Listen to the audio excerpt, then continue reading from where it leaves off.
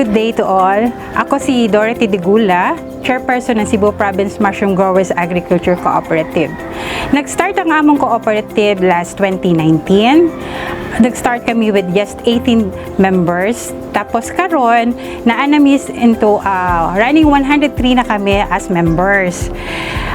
Nag-start me as a hobbyist lang. Nag-start me na nagrupo kami because of the DA training sa mushroom. So then nag-start kami, let's say, mag-ano na lang tayo, mag-co-op tayo, mag-grow tayo ng mushroom.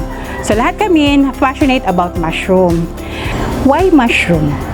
Si mushroom kasi, aside from antioxidant, anti-cancer property niya, it doesn't need big space to start with. So sabi namin, we can just have a small space para makapag-start ng mushroom growing. So when we have a harvest and we marketed it, nakita namin yung demand na kalaki. So doon namin na-decide na ibigay sa community ang mushroom training farming. So nag-start kami sa Dumanghog, within Metro Cebu, all the way to Sugod, hanggang sa Kinatarkan, which is later on, i-incorporate namin into fishball.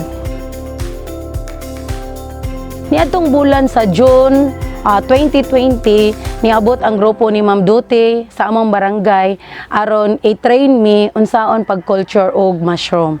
So atong panahona gisupplyan mi niya gikan sa plastic, sa spoon, sa lime, sa katong lamparahan, tanan namong gamit iyahang gikuana sa mga packaging tape. Og tuod man nagmalampuson mi sa among training og nakapabunga jud mi sa amo ang uhungan. Sa kahit na anong proseso, meron talagang pagdaraan ng pagsubok.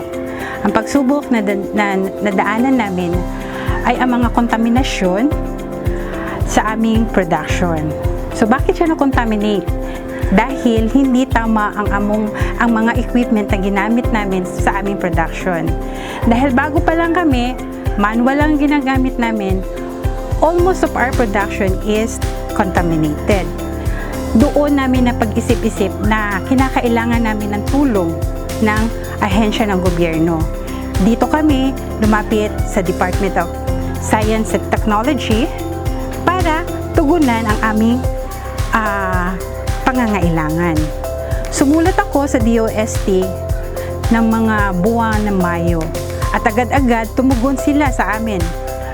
After a week, pumunta na sila doon sa aming production at in-assess ano ang problema, bakit nagkaroon na kami ng mga ganitong klaseng problema. After nun, tinulungan nila kami paano ipag-assess, paano ang pag-submit ng mga proposals, paano namin ang mga requirements na kinakailangan namin. Sila lahat at tumulong sa amin ano ang mga kinakailangan namin i-submit sa ahensya para matulungan kami sa mga equipment na kinakailangan namin para sa maayos na production. So, after nun, mga July, na-release ang pondo para sa aming bagong equipment.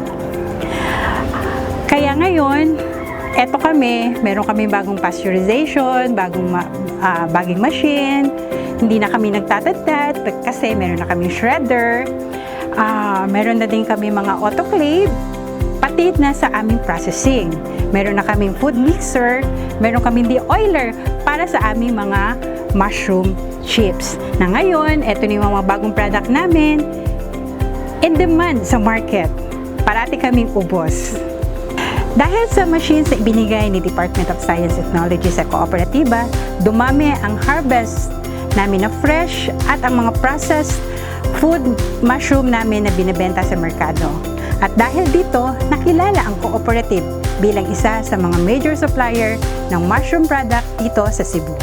Besides sa pagkukonduct natin ng training sa ating komunidad, binabalak din ng cooperative na magsagawa ng training sa ating mga kapatid di private liberty. Dito, matutulungan natin sila sa pagpapagawa ng mushroom farming sa loob para magkaroon ng sapat na pagkain sa kanila. At the same time, paglabas nila, meron din silang baong-baong panibagong panimula sa bagong buhay.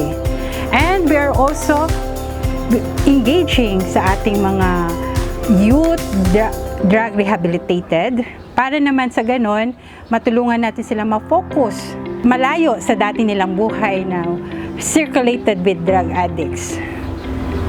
Dahil sa patuloy na demand ng mushroom fresh dito sa ating probinsya, ang kooperatiba ay maaasahan ninyong makikita sa iba't ibang lugar sa ating probinsya at sa ibang mga pasilite na kung saan kinakailangan nila ang tulong para sa economic stability. Sulong mga kabotero, mabuhay ang mushroom! Gikan sa Cebu Province Mushroom Growers Agriculture Cooperative, salamat DOST!